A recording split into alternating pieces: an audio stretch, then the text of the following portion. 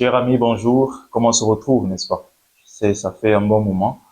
Mais par la grâce de Dieu, nous sommes à nouveau connectés. Beaucoup de choses se sont passées entre-temps, mais le Seigneur a permis que nous soyons à nouveau connectés et je suis content d'être là. J'espère que toi aussi, parce que c'est une autre vidéo au travers de laquelle nous expliquerons un certain nombre de choses. Et aujourd'hui, nous parlons de salut. Donc, reste connecté jusqu'à la fin. Ça se passe juste.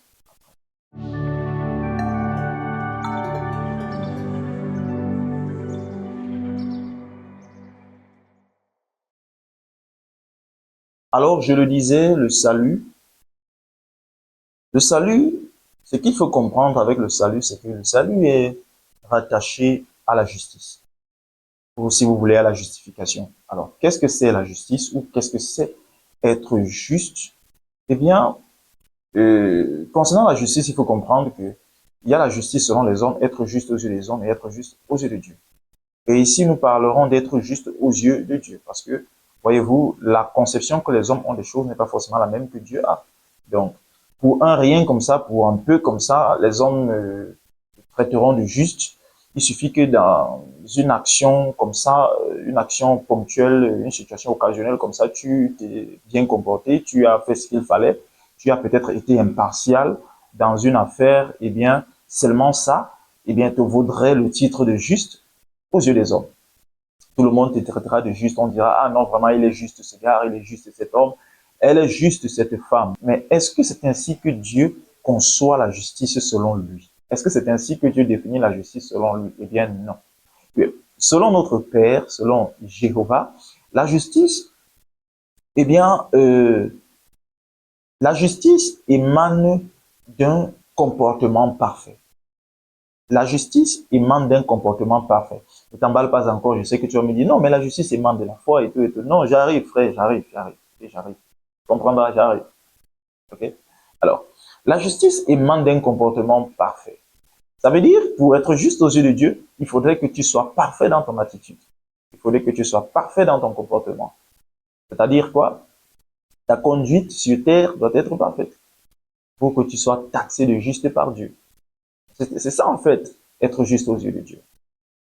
C'est la raison pour laquelle, durant toute une alliance, c'est savoir l'ancienne alliance, et Dieu a donné un tas, une panoplie de règles, et les hommes se sont battus avec ces règles-là, espérant les observer toutes de manière parfaite pour espérer recevoir le titre de juste aux yeux de Dieu. Parce que bien sûr, si tu n'es pas juste aux yeux de Dieu, tu n'es pas sauvé. Eh oui, le salut s'obtient par la justice. Pour être sauvé, il faut que tu sois juste aux yeux de Dieu. Si tu n'es pas juste aux yeux de Dieu, tu n'es pas sauvé. C'est la raison pour laquelle, sous l'ancienne alliance, personne n'a pu se rendre juste aux yeux de Dieu, parce qu'il faut que nous le comprenions bien. Ici, il s'agissait de se rendre juste soi-même, c'est-à-dire en veillant à parfaire ta conduite sur terre. C'était le cas pour tous ces personnages de l'ancienne alliance. Et malheureusement, c'est ce qu'on enseigne encore aujourd'hui. C'est pourquoi vous allez voir des gens continuer à se battre pour tenter, non d'améliorer leur conduite, mais ils ne comprennent pas que pour être juste aux yeux de Dieu, il ne faut pas avoir une bonne conduite, mais il faut avoir une conduite parfaite. C'est deux choses différentes. Avoir une bonne conduite et avoir une conduite parfaite. Ça veut dire que toutes les règles que Dieu a eu à donner au fil du temps, eh bien, tu dois les observer toutes de manière parfaite, sans faillir à une seule de ces règles. Tu vois, c'était ça la condition pour être juste aux yeux de Dieu. Il faut que tu sois parfait dans l'observation de toutes les règles édictées par Dieu. Quand je parle des règles, je parle des lois et tout ce qui va avec. Ok? Donc, les hommes ainsi se sont battus durant toute une alliance pour espérer, pour améliorer leur conduite. C'est vrai, ils parvenaient à améliorer leur conduite, mais parvenaient-ils à rendre parfaite leur conduite? Point d'interrogation. Eh bien, la réponse évidente, c'est non. C'est la raison pour laquelle il est écrit dans Romains chapitre 3, le verset 23, que tous ont péché, ils sont privés de la gloire de Dieu. Tous ont péché. Depuis les temps anciens jusqu'à aujourd'hui, tous ont péché. Tous. Personne n'a pu être impeccable en matière de conduite. Personne n'a pu être parfait en matière de conduite. Quand je parle de tous, j'exclus bien sûr Jésus-Christ. Je reviens. Je reviens sur la personne de Jésus. Donc, personne n'a pu être impeccable en matière de conduite. Personne n'a pu être parfait en matière de conduite pour espérer être juste aux yeux de Dieu et être par la même entremise sauvé. Donc, personne n'a pu, personne ne s'est en sorti. Tous ont péché et sont privés de la gloire de Dieu. Eh bien, quand Paul parle de gloire ainsi, il ne s'agit pas des bénédictions, il ne s'agit pas de l'élévation ou de la protection de Dieu, parce que Israël et les personnages de l'Ancien Testament, et même avant l'Ancienne Alliance, bénéficiaient de la protection de Dieu. Beaucoup bénéficiaient de la protection de Dieu, de la provision divine. Quand Paul parle de gloire ici, il parle de la gloire qui est attachée au royaume. Il parle de la gloire qui est attachée au royaume. Les bénéfices qui sont attachés au royaume de Dieu.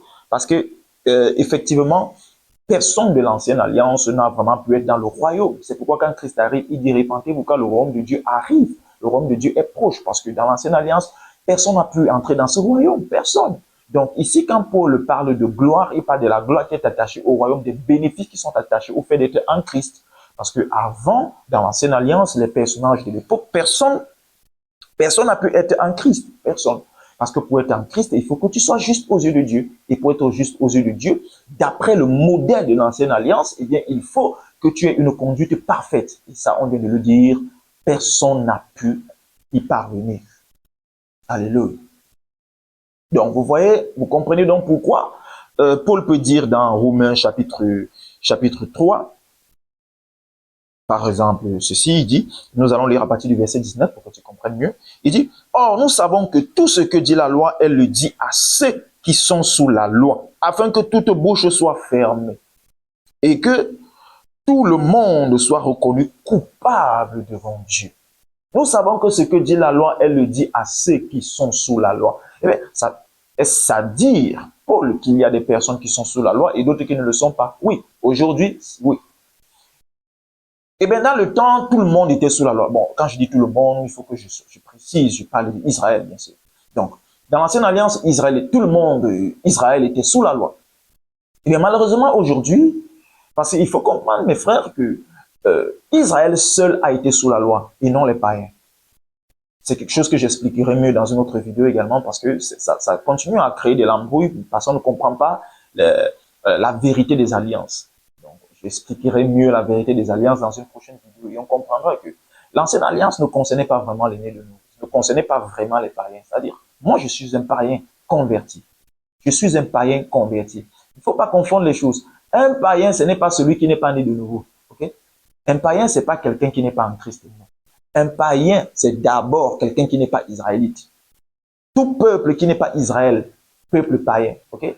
Donc, nous, là, moi, je suis Camerounais, je ne suis pas Israël. Donc, je suis un païen converti, un païen né de nouveau. Or, la première alliance, c'était une alliance entre Dieu et un seul peuple de la terre, savoir Israël.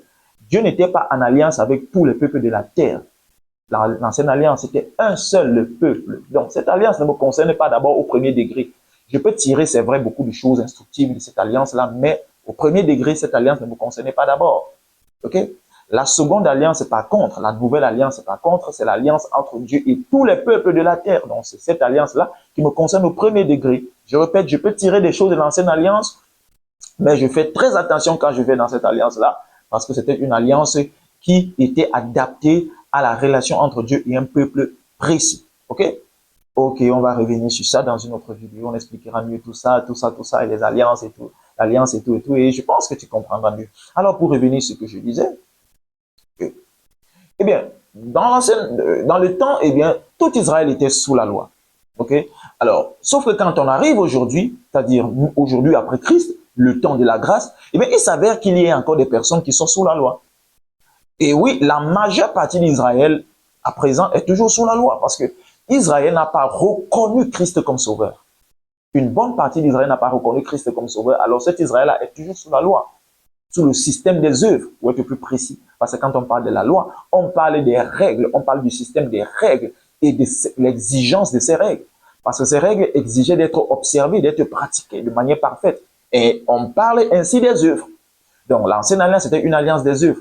Et aujourd'hui, beaucoup de personnes sont encore dans ce système des œuvres, parce que bien sûr, on continue à enseigner ça en fait au peuple. Ainsi, beaucoup de personnes sont encore sous le système des œuvres, c'est-à-dire beaucoup de personnes continuent à croire que pour être sauvés, eh bien, il faut qu'ils améliorent leur conduite, il faut qu'ils arrêtent de pratiquer ce qui est mauvais apparemment et qu'ils arrêtent de pratiquer ça qui est mauvais apparemment. Sauf que ça ne se passe pas ainsi. D'ailleurs, il a été prouvé durant toute l'ancienne alliance que personne n'a pu vraiment rendre parfaite sa conduite. Donc, ce n'est pas aujourd'hui, s'il n'a pas été possible de parfaire sa conduite dans le temps, eh bien, il n'en sera pas autrement aujourd'hui. Et Paul revient, et Paul relance en disant, tous ont péché et sont privés de la gloire de Dieu, privés de la gloire qui est attachée au royaume. Parce que personne n'a pu parfaire sa conduite, eh bien, personne dans le temps n'a pu accéder au royaume. Alléluia. Alors maintenant, qu'est-ce qui se passe? Étant donné que personne n'a pu... non, revenons d'abord sur la lecture. Ok, revenons sur notre texte. Alors, regardez ce qui est dit. Il est dit, la loi le dit à ceux qui sont sous la loi. Tout ce que dit la loi, elle le dit à ceux qui sont sous la loi. Donc, tous ceux-là qui aujourd'hui estiment que, parce que bon, on le leur dit, estiment que pour être sauvés, eh bien, il faudrait qu'ils améliorent leur conduite. Ça veut dire, il faudrait qu'ils aient des bonnes œuvres, il faudrait qu'ils procèdent par des bonnes œuvres, par des bonnes attitudes. Eh bien, c'est ce que Paul est en train de dire, que à ces personnes-là, c'est à eux que la loi s'adresse. Parce qu'ils sont délibérément allés se mettre sur le système des œuvres. Alors, quand tu vas te mettre sous un système, eh bien, toutes les règles qui sont dans ce système s'imposent à toi. C'est ce que Paul est en train de dire. Puisque aujourd'hui, de manière générale, beaucoup de convertis sont encore allés se mettre sur le système des œuvres pour espérer être approuvés par Dieu sur la base de leur conduite, eh bien, Paul dit quoi? Si tu vas te mettre sur le système des œuvres, eh bien, tout le système des œuvres et ses règles s'imposent à toi. Ok? Donc, tout ce que dit la loi, elle le dit à ceux qui sont sous la loi. D'accord? Et aujourd'hui, beaucoup sont sous la loi. La loi des règles. Des règles, des règles, des règles. Ne fais pas ci, ne fais pas ça, ne fais pas ci, ne fais pas ça, ne fais pas ci, ne fais pas ça, ne fais pas ci, ne fais pas ça. Alléluia. Maintenant, regarde. Paul continue en disant, afin que toute bouche soit fermée. Pourquoi afin que toute bouche soit fermée? Parce qu'effectivement, quand tu vas te mettre sur le système des œuvres, sur le système de la loi, eh bien, tu finiras bouche bée. Comment ça? Eh bien, tu vas découvrir très vite, ou bon, peut-être pas très vite, parce que beaucoup s'entêtent, en luttant avec les habitudes et tout. Eh bien, au bout du compte, tu finiras par te rendre compte que tu ne peux pas t'en sortir. C'est pourquoi il dit qu'afin que toute bouche soit fermée.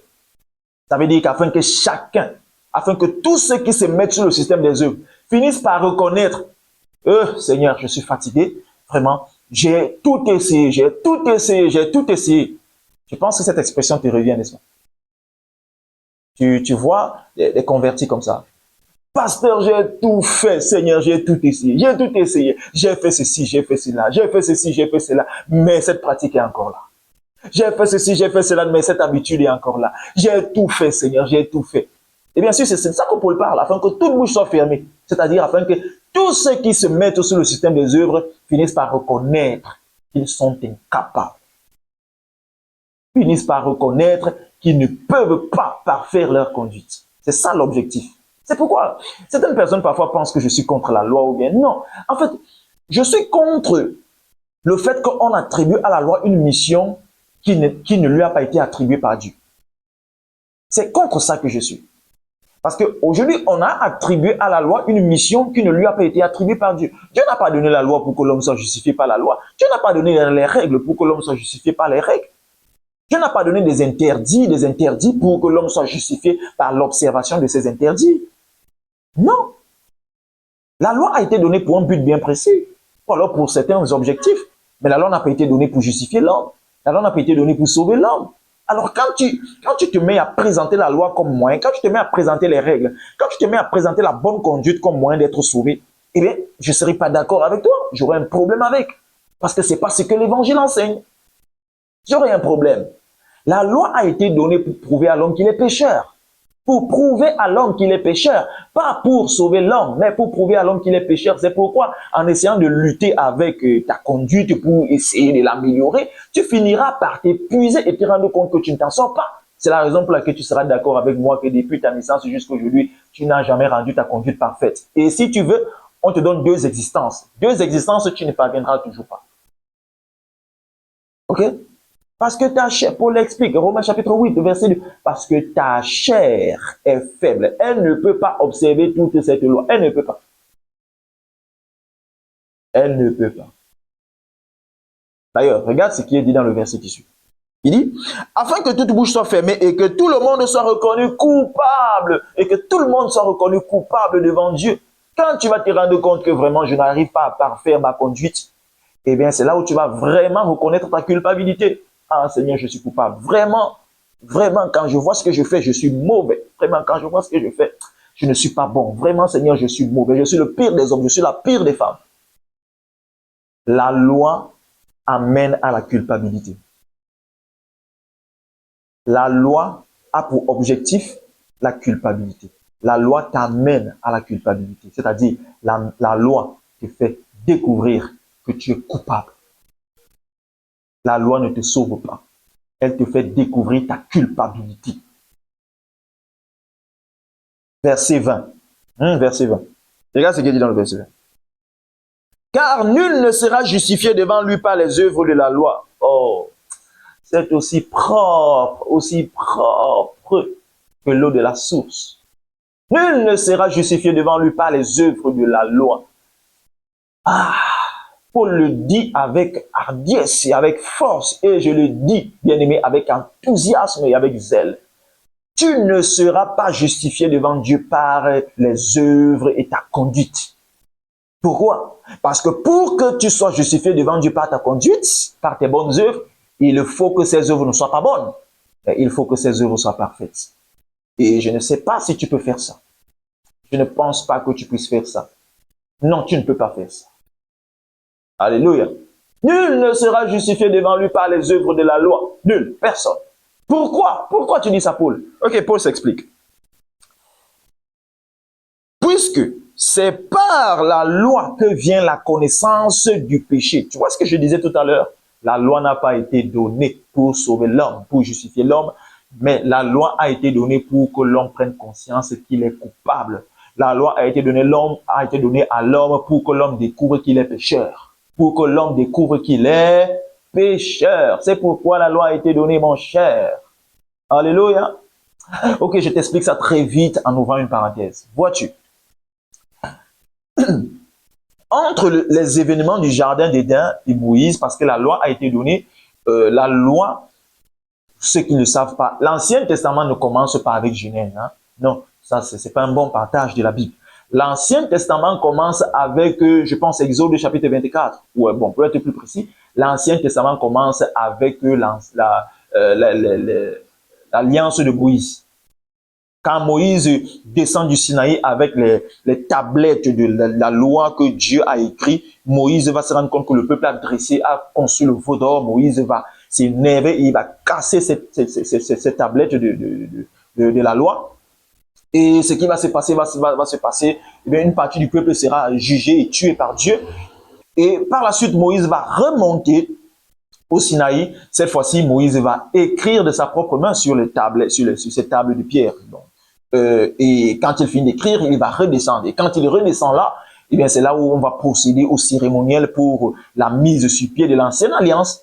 C'est-à-dire, on va faire venir un animal et on va le sacrifier et ainsi de suite, et ainsi de suite. Et par la suite, Moïse va, c'est ainsi que l'ancienne alliance sera établie. Dans l'ancienne alliance, l'ancien testament normalement commence avec Moïse, avec la descente de Moïse, quand Moïse était redescendu du Sinaï avec les tablettes qu'il avait écrites de sa propre main. Ok? Donc, avant Moïse, là, on n'est pas dans l'ancienne alliance. D'accord? On n'est pas dans l'ancienne alliance. Il y avait des alliances à cette époque-là. Bon, on expliquera ça quand on parlera des alliances.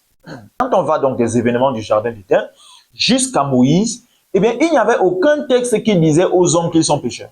Ou être plus précis, il n'y avait aucun texte qui disait si tu fais ceci, tu as péché, si tu fais ceci, tu n'as pas péché, si tu fais ceci, tu as mal fait, si tu fais ceci, tu n'as pas mal fait. C'est la raison pour laquelle vous pouvez voir pendant cette période de temps-là, Jacob fait preuve de grande malhonnêteté et Dieu ne va pas le tuer. Vous allez voir Abraham fait preuve de mensonge et Dieu ne va pas le tuer. Vous voyez, c'est vrai, Dieu a eu à exercer des jugements comme Sodome et Gomorrhe et comme le déluge, mais ce n'était pas des cas de simples péchés. C'était des cas où le péché était accentué au point de devenir une abomination. Par exemple, le déluge, c'était des esprits qui sont venus avoir des rapports sexuels avec des humains et enfanter et mettre au monde des enfants. Certaines personnes disent que c'était des anges déchus, mais d'autres disent que c'était des anges, pas des anges déchus. Ok? Bon, on ne va pas tergiverser là-dessus. Sachant juste que c'était des esprits, c'était des anges, que ce soit déchus ou pas déchus, c'était des anges. Alors qu'ils sont venus entretenir des rapports sexuels avec des humains et ils ont enfanté des néphilim, c'est-à-dire des géants. Ok? Alors c'était une abomination parce que Dieu n'a pas créé des esprits avec les sexes. Ils sont asexués. Donc, ils ne sont pas censés avoir des rapports sexuels. C'était une abomination. Alors, il fallait que ces néphilim-là, ils commettaient des atrocités sur terre. De sorte qu'il n'y avait presque plus de race humaine pure. Il n'y avait presque plus de souche humaine pure. De sorte que la seule race humaine pure qu'il y avait, c'était Noé. Tous les autres êtres, de manière générale, étaient impurs, étaient souillés. Vous voyez, étaient souillés par cet accouplement des anges ou des esprits, si vous voulez, et des humains. Donc, Dieu ne va pas laisser ça. Parce que si Dieu laisse ça, avec ces néphilim-là, c'est que quand Jésus-Christ arrivera, il n'y aura plus de race pure. Toute la race humaine aura été souillée, il n'y aura plus de race pure pour que Jésus-Christ vienne. Et Jésus ne pourra plus venir. Parce que Jésus ne peut pas venir au travers d'une race impure, d'une souche impure. Donc, vous comprenez? Alors, Dieu va mettre un terme à ça, Dieu va devoir arrêter ça. Et mettre de côté le seul être pur qui était de cette époque-là, c'est-à-dire Noé. Et c'est de Noé que Jésus-Christ viendra. Ok? Donc, par la suite, on a Sodome et Gomorrhe. À Sodome et Gomorrhe, c'était également de l'abomination parce que c'était une violation de l'ordre naturel des choses de Dieu. Le plan de Dieu, c'était que l'homme couche avec la femme et la femme couche avec l'homme. Mais à Sodome et Gomorrhe, c'est l'inverse. Les hommes couchaient avec les hommes, les femmes avec les femmes, les hommes avec les enfants, les hommes avec les animaux, et ainsi de suite, et ainsi de suite. Vraiment, Dieu ne pouvait pas laisser ça. Donc, vous vous rendez donc compte que entre les événements du jardin d'Éden et Moïse, il n'y avait pas de texte qui disait si tu fais ci, tu as péché, si tu fais ça, tu n'as pas péché. Ainsi, les hommes faisaient des bêtises sans vraiment être conscients qu'ils faisaient des bêtises. L'homme avait la nature pécheresse, mais il n'était pas conscient qu'il avait la nature pécheresse. C'est ainsi que Dieu va donner la loi. Cette loi va maintenant venir faire comprendre à l'homme que si tu fais ci, tu as mal fait, si tu fais ça, tu as bien fait. C'est donc la loi qui vient faire découvrir à l'homme que ceci c'est péché, ceci ce n'est pas péché. D'ailleurs, qu'est-ce que Paul dit dans Romains chapitre 7, le verset 7 et 8? Il dit, que dirons-nous donc? La loi est-elle péché? Loin de là. Mais je n'ai connu le péché que par la loi. Car en effet, je n'aurais pas connu la convoitise si la loi n'eût dit tu ne convoiteras point. C'est parce que la loi est venue dire que ceci c'est la convoitise et que j'ai su que désormais ça c'est la convoitise. Or, avant je convoitais sans savoir que je faisais du mal, sans savoir que je faisais mal. Parce qu'il n'y avait rien qui me disait que la convoitise c'est mal. Maintenant la loi est venue, elle est venue me dire que la convoitise c'est mauvais. Désormais je sais que si je convoite, je fais mal. Ok? Donc, c'est pourquoi Paul va dire, Romains chapitre 3, le verset 20, car c'est par la loi, puisque c'est par la loi que vient la connaissance du péché. La loi n'a pas été donnée pour sauver l'homme, les commandements, les règles n'ont pas été données pour sauver l'homme, mais pour amener l'homme à découvrir le péché, à découvrir qu'il est pécheur, 3, et à découvrir qu'il est coupable devant Dieu. Ok? Et quand tu découvres que tu es coupable, bien sûr, tu seras prêt à accepter le médecin, à accepter le salut. Alléluia. Alors, lisons très vite la suite et regardez ce qui est écrit. Mais maintenant, sans la loi est manifestée la justice de Dieu. Mais maintenant, sans la loi, maintenant est mis pour quand? Maintenant dans ce temps de la grâce, mais maintenant dans ce temps de la grâce est manifestée la justice de Dieu. Ça veut dire, au temps actuel, Dieu, sans la loi, Dieu donne la justice. C'est ce que ça veut dire. Mais maintenant, sans la loi est manifestée la justice de Dieu. Sans la loi, Dieu donne la justice. Ça veut dire qu'aujourd'hui, Dieu n'attend pas que ta conduite soit parfaite pour te justifier. Non. Qu'est-ce que Dieu fait aujourd'hui pour te justifier? C'est là où Jésus entre en scène. C'est là où Jésus entre en scène. Et oui, mon frère, c'est là où Jésus entre en scène. Alors, voici. Étant donné que tous sont péchés et sont privés de la gloire de Dieu parce que personne n'a pu rendre sa conduite parfaite, qu'est-ce que Dieu a fait? Dieu a introduit Jésus. Jésus-Christ est venu et Jésus a marché devant Dieu de la manière la plus parfaite qui soit. C'est pourquoi on nous dit que Jésus n'a pas péché. Jésus a été impeccable devant Dieu. Jésus a eu une conduite exemplaire, une conduite parfaite devant Dieu. D'ailleurs, il avait dit, celui qui m'a envoyé ne m'a pas laissé seul. Il est toujours avec moi parce que je fais toujours ce qui lui est agréable. Jésus a marché de la manière la plus parfaite qui soit devant Dieu. Et aussi, Jésus a été rendu juste par Dieu. Jésus a été rendu juste par Dieu. Pourquoi? Parce que la conduite de Jésus a été parfaite. Et qui a une conduite parfaite est juste devant Dieu. Souviens-toi de ce que je disais au début. Si tu veux être rendu juste aux yeux de Dieu par ta conduite, il faut que cette conduite soit parfaite. Alors Jésus-Christ a une conduite parfaite. Alors, rien de tout à fait normal que Jésus-Christ soit rendu juste aux yeux de Dieu. Ok? Donc Jésus est l'exception parce qu'il a une conduite parfaite. Maintenant, et nous autres qui n'avons pas pu avoir de conduite parfaite et qui même avons l'incapacité d'avoir une conduite parfaite, nous autres, qu'en est-il de nous? Comment faisons-nous pour être justes? Puisque par notre conduite, nous n'avons pas pu être justes, puisque même jusqu'aujourd'hui, par notre conduite, nous n'arrivons pas à parfaire notre conduite pour être juste. Alors, qu'en est-il de nous aujourd'hui? Que faut-il faire aujourd'hui pour être juste devant Dieu et être sauvé par ricochet? Eh bien, il faut tout simplement croire à Jésus. Il faut croire à Jésus et recevoir Jésus. Et quand tu crois en Jésus et tu le reçois, la justice que Jésus a obtenue devant Dieu par sa conduite parfaite devient également la tienne. C'est pourquoi on dit que le né de nouveau est juste d'une justice qui lui a été imputée. Ce n'est pas une justice qui émane de ma conduite parfaite, mais c'est une justice qui émane de la conduite parfaite de Christ. Ah! Alléluia! Jésus-Christ s'est bien conduit et il a été rendu juste aux yeux de Dieu parce qu'il s'est conduit de manière parfaite. Et moi, quand je crois en Jésus-Christ et je le reçois, la justice qu'il a obtenue devant Dieu devient ma justice. Et ainsi, je suis sauvé, non pas de ma propre justice, mais de la justice que j'ai obtenue, que j'ai reçue gratuitement de Dieu par la foi en Jésus-Christ. La grâce. Je ne pouvais pas parfaire ma conduite pour être juste aux yeux de Dieu. Alors, qu'est-ce qui se passe? Dieu m'a donné la justice gratuitement seulement parce que j'ai cru en celui qui s'est comporté de manière parfaite devant Dieu, c'est-à-dire Jésus. La grâce. Je n'ai pas pu être juste par mes propres efforts. Alors, Dieu me donne sa justice gratuitement par la foi en Jésus-Christ.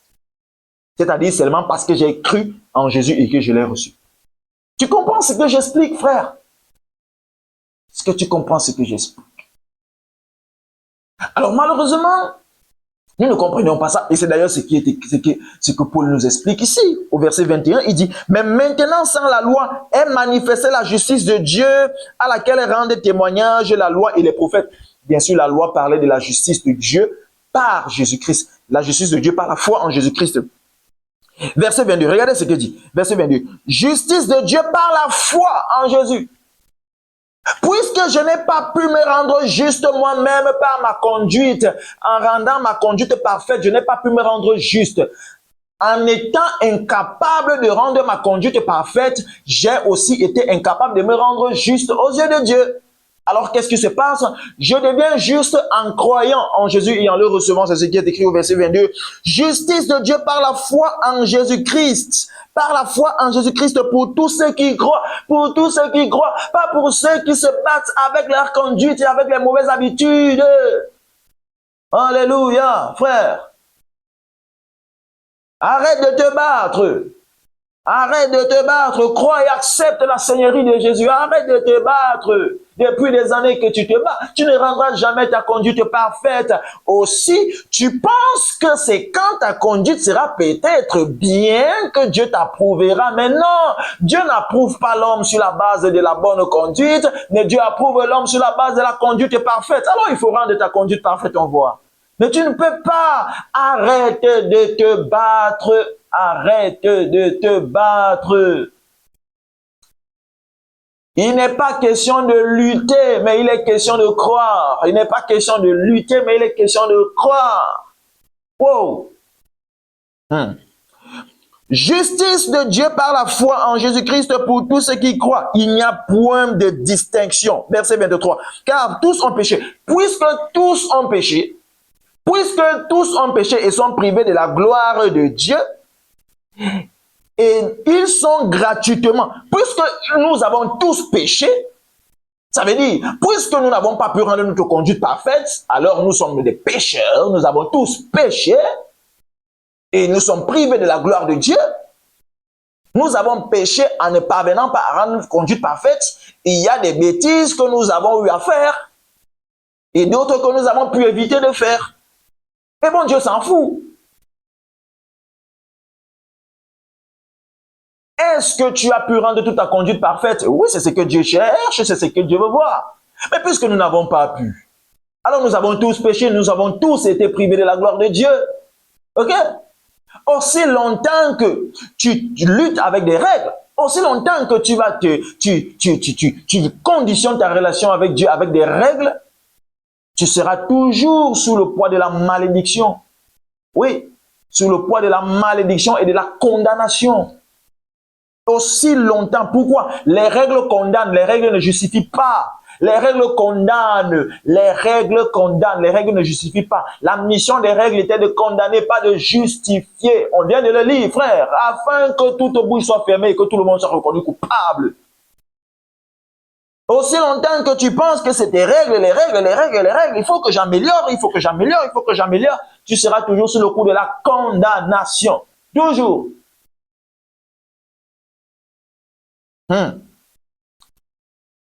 Car tous sont péchés, sont privés de la gloire de Dieu. Ça c'est vrai, on vient de l'expliquer. Et ils sont gratuitement justifiés. Oh, j'aime ça, j'aime ça, j'aime ça, frère. C'est gratuit. C'est gratuit. Mon frère, c'est gratuit. Arrête de bagarrer. Oh, vraiment, Dieu m'approuvera quand j'aurai bien donné mon offrande, quand je ne serai pas inconstant, quand je deviendrai constant dans les offrandes, c'est là où Dieu m'approuvera. Quand je deviendrai constant dans la dîme, Dieu m'approuvera. Déjà, bon, vous connaissez, j'explique ça. Normalement, dans la Nouvelle Alliance, on ne devrait plus parler de dîme. Il y a des vidéos, 3 vidéos où j'explique ces choses. Alors, tu peux aller regarder dans ma chaîne et tu verras et tu comprendras.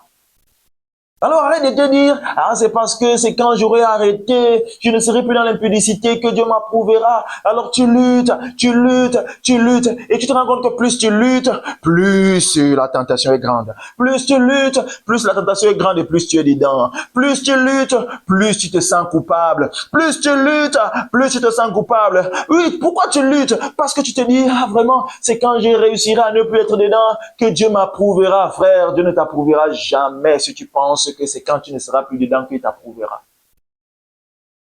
Tu es en train de vouloir être approuvé par Dieu sur la base de ta propre justice, de la justice que tu développes toi-même. Or, toute la justice que tu développes de toi-même ne sera jamais parfaite. Donc, Dieu ne peut pas t'approuver sur la base de ta justice, tout simplement parce que ta justice ne peut pas être parfaite.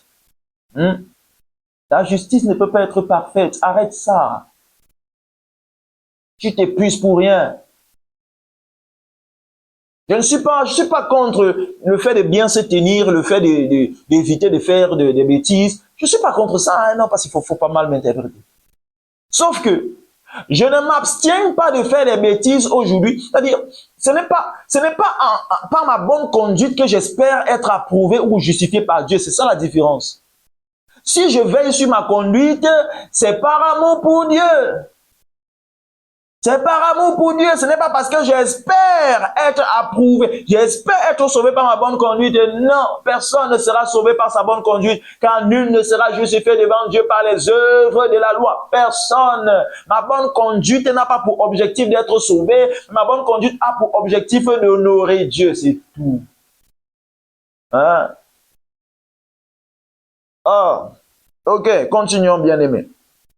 Et ils sont gratuitement justifiés par sa grâce, par le moyen de la rédemption qui est en Jésus-Christ. Oh mon frère, verset 25, c'est lui que Dieu a destiné par son sang à être pour ceux qui croient victime propitiatoire. Évoluons. On va jusqu'au verset 27. Où est donc, on dit, où est donc, non, je préfère lire le verset 26. Afin de montrer sa justice dans le temps présent de manière à être juste, tout en justifiant celui qui a la foi en Jésus, pas celui qui se comporte bien. Hein, mon frère? Tout en justifiant celui qui a la foi en Jésus-Christ. Maintenant, verset 28, regarde. Oh, verset 27, regarde.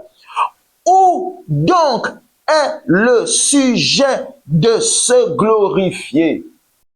Si je suis justifié par la foi en Jésus-Christ, si Dieu me rend juste parce que j'ai cru en Jésus et que j'ai accepté Jésus-Christ, alors je ne vois pas pourquoi je me vanterai, je ne vois pas pourquoi je me glorifierai. Quand tu vois quelqu'un commencer à se vanter, vraiment Et parce que c'est ce que nous voyons, indexé, parce qu'il n'est plus dans l'impudicité, alors il est fort pour indexer les autres et convertir les autres personnes. Oh, toi qui es dans l'impudicité, tu iras en enfer, tu iras en enfer. Il est de manière indirecte en train de dire que lui, il ira au ciel parce qu'il n'est plus dans l'impudicité. Donc, il est en train de vouloir, de manière indirecte, il est en train de dire qu'il ira au ciel parce qu'il s'est battu à ne plus être dans l'impudicité. Puisqu'il est en train de te demander de te battre pour ne plus être dans l'impudicité. C'est ça qu'on appelle l'auto-justification. L'auto-justification, c'est quoi? C'est l'homme qui veut être justifié devant Dieu par sa bonne conduite, c'est-à-dire qui veut être justifié devant Dieu en essayant de rendre sa conduite parfaite. C'est de l'auto-justification. C'est une aberration. Pourquoi? Parce que l'homme ne se justifie pas lui-même, c'est Dieu qui justifie l'homme. L'homme ne se sauve pas, c'est Dieu qui le sauve. C'est Dieu qui le sauve. C'est d'ailleurs pourquoi quand Dieu donne la loi, Dieu savait que l'homme ne réussirait pas à pratiquer toute la loi. Quand Dieu donne les règles, Dieu savait que l'homme ne réussirait pas à pratiquer toutes les règles aussi. Il ne donnait pas ces règles pour que l'homme les pratique, mais il donnait ces règles pour que l'homme découvre qu'il ne peut pas les pratiquer, afin que l'homme reconnaisse sa culpabilité. Oh! Mon frère, est-ce que tu comprends ce que j'explique? Je sais que je vais un peu vite, mais si j'essaie d'aller un peu vite, c'est parce que, vous voyez, de nos jours, les gens, quand les vidéos sont longues, 1 heure 30, ah, vraiment, c'est trop long, vraiment, frère, c'est trop long, parce que c'est trop long. Ah bon? Mais quand tu regardes Avenger, qui fait 2 heures de temps, tu ne trouves pas que c'est long? Oui, c'est parce que bien sûr, nous avons développé une paresse en ce qui concerne les choses de Dieu. Une paresse. Nous aimons quand c'est les shorts. Quand c'est les shorts, quelques 3 minutes, quelques 2 minutes, quelques 1 minute, là, nous aimons ça, les shorts. Ou les stories. Quand c'est en story, ça passe vite, vite, vite, vite, quelques 1 minute, 2 minutes, 3 minutes, et ok, c'est bon. Quand il s'agit des choses de Dieu, on n'a pas le temps, on n'a pas le temps. Mais quand il s'agit des films, on va regarder 1 heure, 2 heures de temps. Bien aimé, je me suis habitué à regarder les vidéos de 1 heure et de 2 heures. Et je vais te dire une vérité, mon frère. Ce sont ces enseignements de 1 heure, 1 heure 30, 2 heures, bien aimé, qui t'édifient façon, oh là là, qui t'instruisent parce qu'il y a des détails qui sont donnés. Et aujourd'hui, nous n'aimons plus ça. On dit the time is money. Pour nous, le temps, c'est devenu de l'argent. Eh oui. C'est pourquoi j'essaie d'aller vite. Mais je sais que tu comprends. Je sais que tu comprends. La grâce de Dieu est avec toi pour que tu comprennes. Alors, où donc est le sujet de se glorifier? Si je ne suis pas justifié par ma bonne conduite, est-ce que c'est impossible? Alors pourquoi je vais me vanter? Si aujourd'hui je suis né de nouveau, pourquoi je vais me vanter? Je vais me vanter par rapport à quoi? Ce n'est pas par ma bonne conduite que j'ai été justifié. Donc je ne vois pas pourquoi je vais me vanter. Commencer à m'enorgueillir là et en indexant ceux qui sont dans quelques fautes, en indexant ceux qui sont dans telle bêtise, en indexant ceux qui sont dans telle autre bêtise, pensant que c'est parce que moi, je me suis battu à ne plus être dans ces bêtises-là que Dieu m'a justifié. Non, faux de faux. Dieu ne me justifie pas parce que je suis plus dans une bêtise. Dieu me justifie parce que je crois en Jésus et je reçois Jésus-Christ. Alléluia. Où donc est le sujet de se glorifier? Il est exclu. C'est ce qui est écrit. Il est exclu. Par quelle loi? Par quelle loi? Hein? Est-ce que c'est par la loi des œuvres que je suis justifié? Réponse, non. C'est pas moi qui réponds, c'est Paul qui répond. Est-ce par la loi des œuvres que je suis justifié? Non. Ah, entre-temps, si tu viens de prendre la vidéo, nous sommes dans Romains chapitre 3, le verset 28. Nous sommes partis du verset 19 et actuellement nous sommes au verset 28. Au verset 27. Est-ce par la loi des œuvres? Non, mais par la loi de la foi. Par la loi de la foi. Par la loi de la foi. Par la loi de la foi. C'est pourquoi le chrétien normalement est appelé un croyant et non un faisant. Un croyant et non un faisant. Verset 28. Car nous pensons que l'homme est justifié par la foi sans les œuvres de la loi. Mon cher, l'homme est justifié par la foi sans les œuvres de la loi. Les œuvres de la loi, ces œuvres, cette bonne conduite-là n'entrent pas en compte en matière de salut. Les œuvres de bonne conduite et autres sont des œuvres des résultats du salut, des résultats. C'est des œuvres que nous posons pour manifester à Dieu le fait que nous l'honorons, nous le respectons et nous l'aimons. Mais ce ne sont pas des œuvres qui entrent en compte dans le salut. Tu veux être sauvé? Je sais, on t'a dit comment il faut que tu réussisses à pratiquer tel commandement, il faut que tu ailles à l'église le dimanche, il faut que tu ne fasses plus, il faut que tu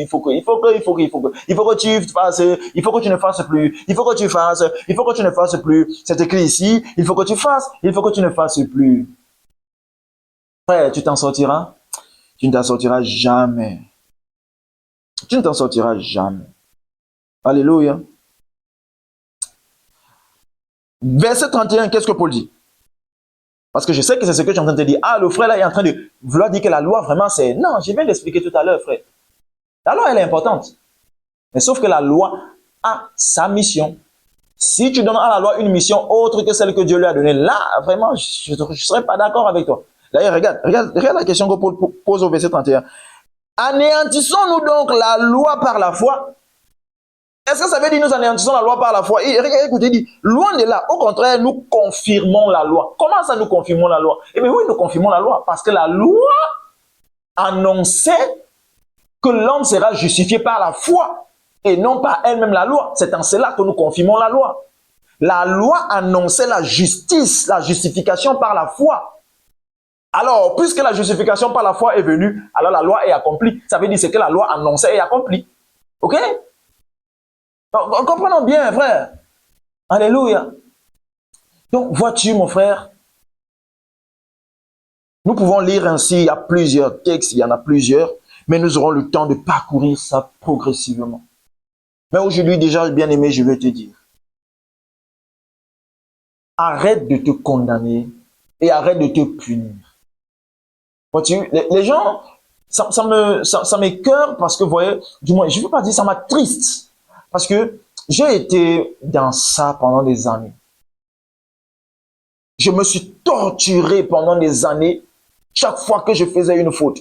Pour la moindre, je me torturais. En soi, je me punissais. Je voulais me punir moi-même. Je me punissais moi-même pour les fautes que je commettais. Je sais que c'est le cas pour toi. Tu te punis pour les fautes que tu commets. Tu te tortures pour les fautes que tu commets. Tu t'accables pour les fautes que tu commets. Tu te condamnes pour les fautes que tu commets. Arrête ça. Arrête ça. Arrête de te condamner. Arrête de te culpabiliser. Arrête de te condamner. Arrête de te culpabiliser. Arrête de te punir pour les fautes que tu commets. Arrête de te punir. Tu dois arrêter de te punir. Parce que ce que tu ne sais pas, c'est que le fait pour toi de te punir pour les fautes que tu commets, tu es en train de dire de manière indirecte que Dieu n'a pas assez puni Jésus pour ces fautes-là. Arrête ça.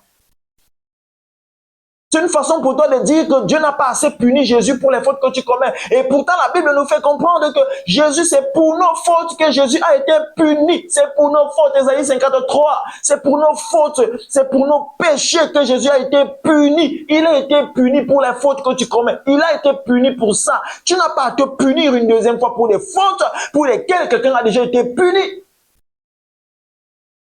Dieu n'a pas puni Jésus pour ses fautes. Pourquoi toi tu viens te punir pour ses fautes aujourd'hui?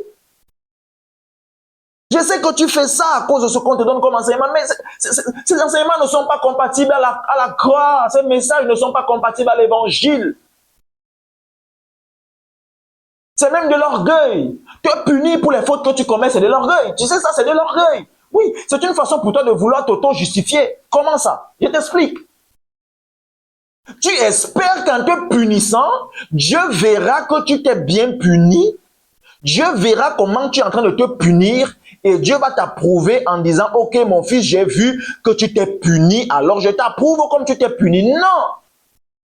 Si tu veux que Dieu t'approuve sur la base de la punition que tu t'es infligée à toi-même, il faudrait que cette punition te tue. Parce que Dieu n'approuve pas les punitions qui ne tuent pas. Dieu ne t'approuve pas sur la base d'une punition qui ne t'a pas tué. Il faudrait que cette punition te tue pour que Dieu t'approuve. C'est la raison pour laquelle Dieu a tué Jésus. Dieu a puni Jésus d'une punition qu'il a tué. Pourquoi? Parce que pour être approuvé par Dieu, il faut que le coupable meure. Le salaire du péché, c'est la mort. Et pour que l'homme soit approuvé par Dieu, pour être approuvé par Dieu, il faut que le pécheur meure. Il faut que le pécheur meure. Il faut que le pécheur soit puni au point d'être tué par la punition. Nous méritions être punis à mort par Dieu. À cause de nos péchés, nous méritions être punis à mort par Dieu. Mais au lieu de ça, Dieu a puni Jésus-Christ à mort pour nous. C'est pourquoi Jésus est notre substitut, notre remplaçant. Dieu l'a puni à mort pour nous. Tu es en train de te punir. Tu te punis, parce que tu espères que, ok, quand tu te seras bien puni, Dieu aurait regardé ta punition, Dieu va dire, ok, voilà, ok, il s'est bien puni, et comme il s'est bien puni, alors mon fils, je t'accepte, vraiment, tu t'es bien puni. Non! Pour que ta punition soit acceptable aux yeux de Dieu, il faut que ce soit une punition qui tue. Parce que l'âme qui pêche doit mourir. Nous méritions de mourir. Mais au lieu de ça, Dieu a fait mourir Jésus en notre place. Le châtiment qui nous procure la paix est tombé sur Jésus. Pourquoi tu te châties? Pourquoi tu te punis? Pourquoi tu te culpabilises? Va devant ton Père. Si tu fais une bêtise, va devant ton Père. Père, je reconnais que je suis coupable. Père, je reconnais que je ne suis pas parfait. Père, je reconnais que je suis injuste. Je reconnais que je suis impur. Mais je reconnais également, je sais également que tu as tué Jésus pour moi. Je reconnais, Père, que tu as fait mourir Jésus-Christ pour ses fautes, pour ses bêtises que j'ai commises. Je sais que tu as puni Jésus pour ça. Alors je reçois ton amour. Je reçois ton amour. Reçois l'amour de Dieu, mon frère. Reçois l'amour de Dieu. Quelqu'un a déjà été puni pour tes fautes. Wow. Quelqu'un a déjà été puni pour tes fautes. Arrête de te punir. De punir toi-même. De te châtier toi-même. Jésus a été châtié pour toi. Quand tu te châties, tu estimes que Dieu n'a pas bien châtié Jésus. Tu estimes que Dieu n'a pas assez châtié Jésus. Et tu es en train de rendre l'œuvre de la croix vaine. Non, Dieu a donné à Jésus-Christ tout le châtiment que je méritais.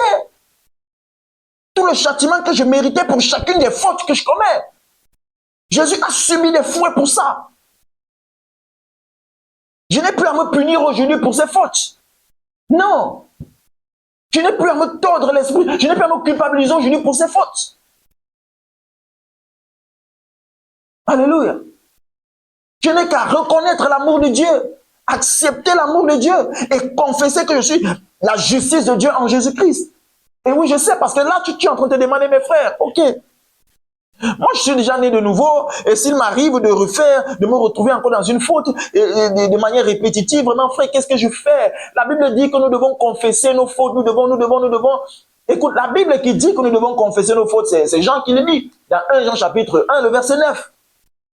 Et un jour, je vous expliquerai 1 Jean chapitre 1, le verset 9, et vous comprendrez que 1 Jean chapitre 1 n'a pas été écrit au nez de nouveau. Frère, 1 Jean chapitre 1 n'a pas été écrit au nez de nouveau. Ce livre n'a pas été adressé au nez de nouveau, mais aux inconvertis. Hein? Ah, je sais que tu es en train de dire, ah bon? Mais oui, ah bon, frère, c'est la vérité. Et un jour, je te l'expliquerai ça. Je n'oublierai pas, frère. Je t'expliquerai ça un jour. Tu comprendras. 1 Jean chapitre 1 n'est pas adressé au nez de nouveau. D'ailleurs, regarde. Qu'est-ce que nous avons l'habitude d'enseigner? Si tu es malade, confesse la guérison, n'est-ce pas? Si tu es malade, confesse la guérison que tu as en Jésus. Si tu vois que tu n'as pas des millions, tu vois la pauvreté, confesse la richesse, confesse la prospérité que tu as en Jésus, la richesse que tu as en Jésus, n'est-ce pas? C'est ce qu'on a l'habitude de dire. Parce que c'est vrai, en Christ je suis riche, en Christ je suis prospère. Alors je ne vais pas confesser la difficulté financière que je vois. C'est ça, n'est-ce pas? Alors tu es d'accord avec moi. Mais quand il s'agit du péché, hein frère, quand il s'agit du péché, là qu'est-ce qu'on te dit? Confesse les péchés. Confesse ton péché, confesse ton péché. Frère, non. De la même manière que quand je suis dans un état de maladie, je confesse la guérison en Jésus-Christ. Quand je vois la pauvreté de manière physique, de manière visible, je confesse la richesse et la prospérité que je suis en Jésus-Christ. Et quand même je vois le péché, je confesse la justice que je suis en Jésus. Je confesse la justice que je suis en Jésus. Je confesse la justice que je suis en Jésus. Je ne confesse pas ce péché, mais je confesse la justice que je suis en Jésus. Oh oui, ça fait toute la différence. Alléluia. Ça fait toute la différence, frère. Tu ne peux pas venir me demander de confesser la santé que j'ai en Jésus-Christ quand je suis malade. Et en ce qui concerne le péché, tu vas me demander de le confesser ce péché. Non. Je suis la justice de Dieu en Jésus. Je suis la justice de Dieu en Jésus. Je suis la justice de Dieu en Jésus. Je suis la justice de Dieu en Jésus. Sinon, je devrais également confesser, je suis malade, je suis malade, je suis la maladie. Ça, c'est ma maladie. Ça, c'est ma maladie. Or, si tu vois un converti, un chrétien qui dit, ça, c'est ma maladie. Oh, c'est ma maladie. Tu vas le stopper très vite en disant que non, tu ne peux pas confesser que c'est ta maladie. Ce n'est pas ta maladie parce qu'en Jésus, tu n'es pas malade. N'est-ce pas? Ça sera ça ton attitude, n'est-ce pas? Mais pourquoi quand il s'agit du péché, on fait autrement? Hein? Donc c'est seulement la maladie que Jésus est venu enlever, que Dieu est venu enlever, que Jésus est venu enlever dans le monde, ou du moins, c'est seulement la maladie. Donc c'est seulement la maladie que Dieu est venu enlever en Jésus-Christ. Hein? C'est seulement la maladie. Frère, tu n'as pas lu que voici l'agneau de Dieu qui ôte le péché du monde, qu'il n'y a pas que la maladie que Dieu a enlevée en Christ, qu'il n'y a pas que la santé que nous avons comme héritage en Christ, hein? Qu'il n'y a pas que la richesse que nous avons comme héritage en Christ, mais qu'il y a également la justice que nous avons comme héritage en Christ. Tu n'as pas lu ça, frère, tu n'as pas lu ça. Tu es la justice de Dieu en Jésus-Christ si tu es né de nouveau. Alléluia. Aujourd'hui, c'est une question de foi et non de ce que tu vois. Ok? Et non de ce que tu vois. Dans ton expérience pratique sur terre, il y a encore des fautes et des lacunes. Mais Dieu a bien dissocié. Dieu te regarde du point de vue de la foi en Jésus. Du point de vue de la foi en Jésus, si tu es né de nouveau. Dieu te regarde du point de vue de la foi en Jésus et non du point de vue de ton expérience pratique sur terre, mais du point de vue de la foi en Jésus. C'est sur cet angle-là que Dieu te regarde. Ok? Et ça, depuis même quand tu as accepté Christ, pour que Dieu te justifie, Dieu n'a pas tenu compte de tes œuvres qui étaient mauvaises. Dieu n'a pas exigé que tu rendes parfaites tes œuvres pour te justifier.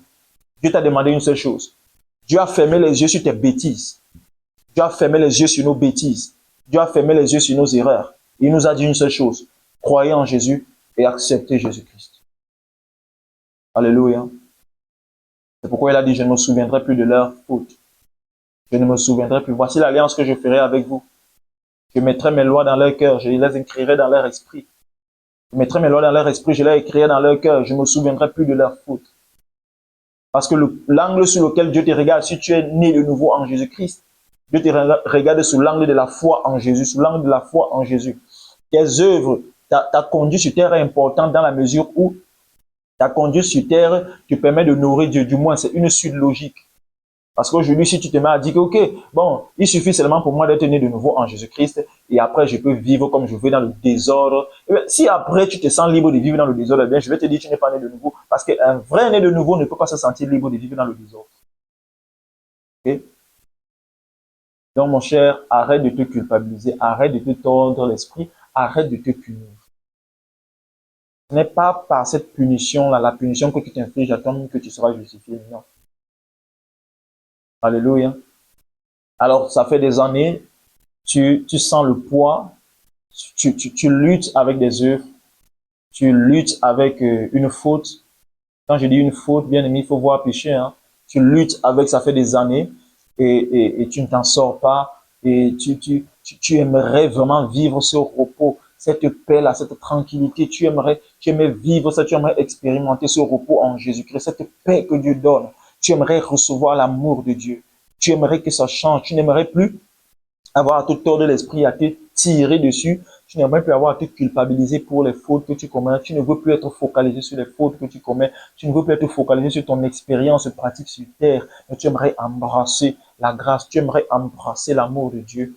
eh bien, mon frère, c'est pour toi, c'est à toi que je m'adresse et c'est avec toi que j'aimerais prier maintenant. C'est avec toi que j'aimerais prier maintenant pour te donner la possibilité d'expérimenter cet amour de Dieu, de ressentir cet amour de Dieu bien-aimé. Tout au long de ce que j'ai expliqué tout à l'heure, tu peux comprendre combien Dieu aime l'homme. Fermer les yeux sur les fautes de l'homme et le justifier par la foi en Jésus-Christ. Bien-aimé, c'est une marque d'amour immense. C'est une preuve d'amour immense, mon frère. Si tu aimerais ressentir cet amour, recevoir cet amour, vivre cet amour et être dans le repos, bien-aimé, le repos en ce qui concerne tes œuvres, alors prie avec moi. Tu es épuisé, tu es fatigué de lutter, prie avec moi. Prie avec moi et Jésus-Christ te décharge. Okay? C'est pour la liberté que Christ est venu nous affranchir. Et il a dit que nous ne devons plus nous remettre sur le joug de la servitude. Le joug de la servitude ici, ce n'est pas le péché. Le joug de la servitude ici, c'est le joug des œuvres. C'est la loi. C'est les œuvres. C'est la loi. C'est les œuvres. C'est la loi. Ce qui bloque le salut aujourd'hui, ce n'est pas le péché. Ce qui bloque le salut, c'est la loi. C'est les œuvres. Okay? Ce qui bloque le salut dans la vie de beaucoup, dans ta vie aujourd'hui, ce n'est pas le péché. Pourquoi? Christ est venu déjà enlever le péché. Ce qui bloque ton salut aujourd'hui, c'est la loi, c'est les règles. Alors prie avec moi et je sais, tu ressentiras une paix intérieure et tu verras Christ, tu ressentiras Christ te décharger. Effectivement, il te déchargera. Prie avec moi. Père, merci. Merci d'être mort pour moi. Merci de me considérer. Et merci de m'aimer tant. Merci pour cet intérêt que tu me portes. Merci pour l'attention que tu m'accordes. Je mérite, Jésus, l'enfer. Je mérite être puni. Je mérite être condamné. Je mérite, Jésus-Christ, la vie minable que j'ai.